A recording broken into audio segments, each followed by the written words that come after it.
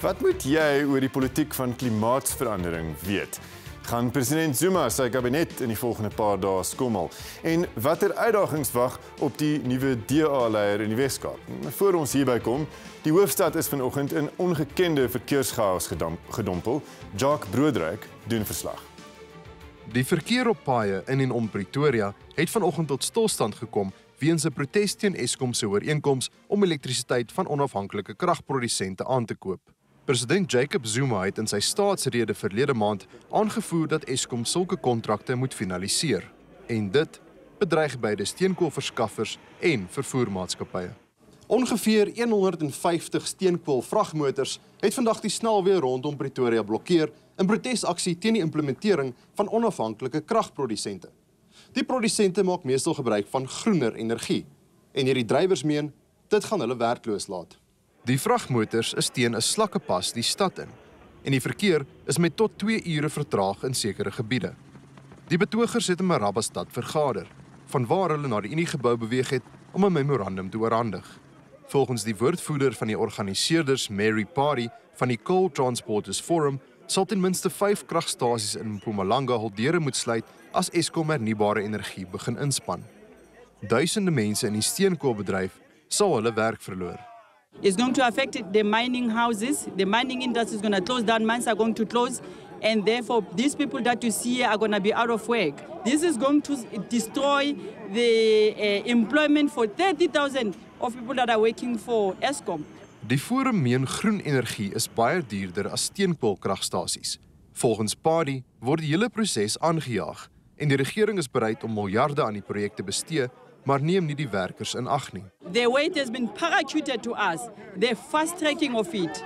You know, if you listen to the State of the Nation address, the President has issued a statement that these IPPs must be signed. You listen to the speech of the Minister of Finance, he said that 200 billion has been allocated to procure for this.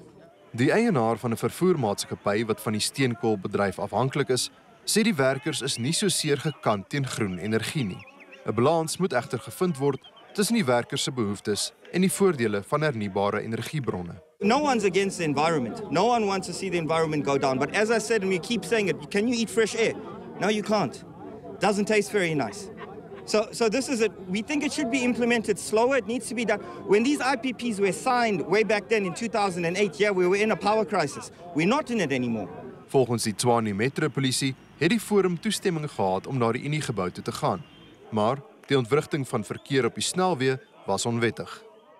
Ek verwelkom nou die adjunk-redakteur van die Mail and Guardian, Philip de Wet. Philip, as jy 'n werker iewers in die steenkoolwaardeketting was, sou jy ook gekant gewees het teen hierdie stappe om van onafhanklike kragvoorsieners in die toekoms elektrisiteit te koop? 10-1, heel moontlik.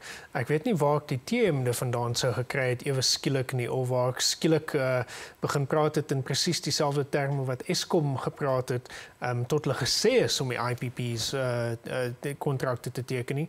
Ek weet nie dat ek die posters sou gehad het, net toevallig ter hande sou gehad het wat baie professioneel geskep is nie. Skielik kom hierdie organisasie uit nêrens uit en dit voel vir my verskriklik bekend as ons al van tevore hier was, vir daar skielike organisasie is wat dinge begin sê wat ander mense in ons politiek al van tevore gesê het, maar nou skielik is die massa-organisasie. Soos wanneer?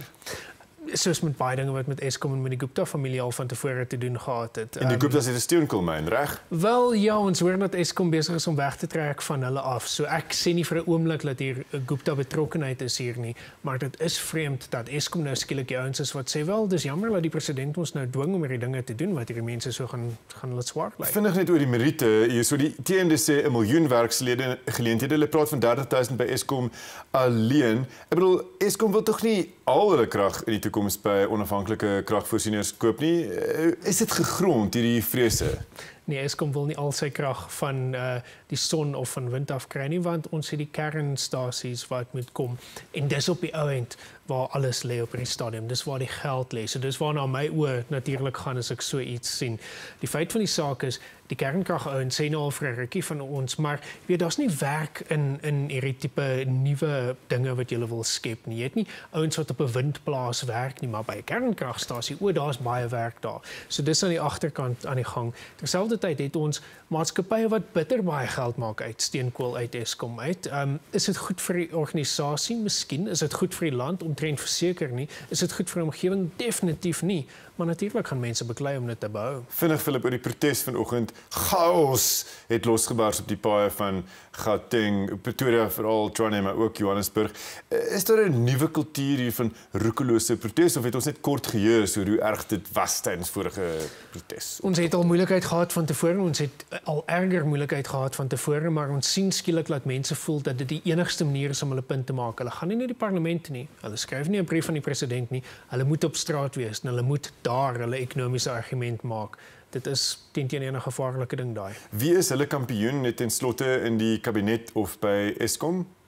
Ek dink die hele Eskom raad op hierdie stadium is heeltemal gelukkig om met steenkoolkrag voort te gaan as hulle toegelaat word. Baie dankie Philip.